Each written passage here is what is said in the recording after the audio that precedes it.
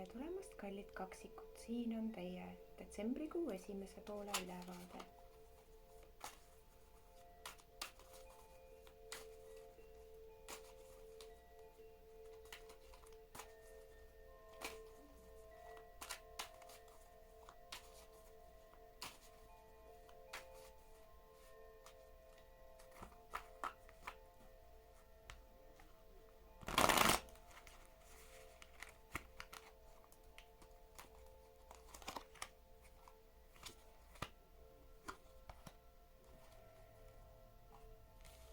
Niisiis, kaksikud, teie lemmiktegevus, valikute ees seismine ja nende eest lahendamine.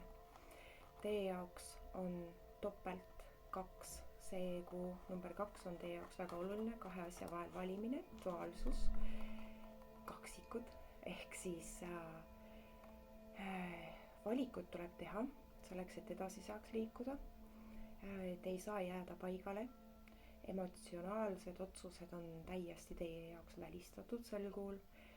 Tehke kõike mõistuse ja nii-öelda varasemate kogemuste taustal ja infoga, mis teil on nii enda kui ümbritsevate inimeste ja olukordade baasil. Teil on piisavalt infot, et teha see otsus, tehke see otsus ära. See otsus ei ole teil või võimalus, ehk siis ei ole teie ninal kaua. Teil ei ole lõpmatuseni aega oodata. Ja tehke see otsus oma sisetundega. Ärge üritage üle mõelda.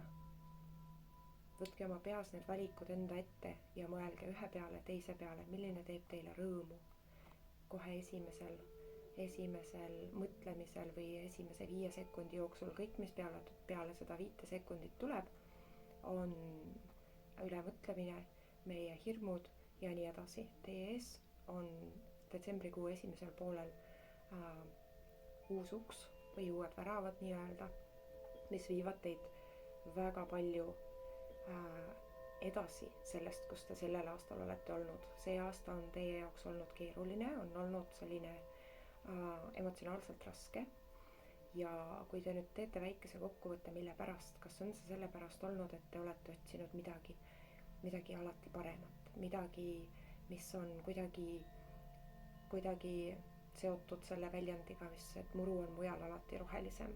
Ja te olete maganud maha enda jaoks päris mitmed võimalused selle aasta jooksul tänu sellele.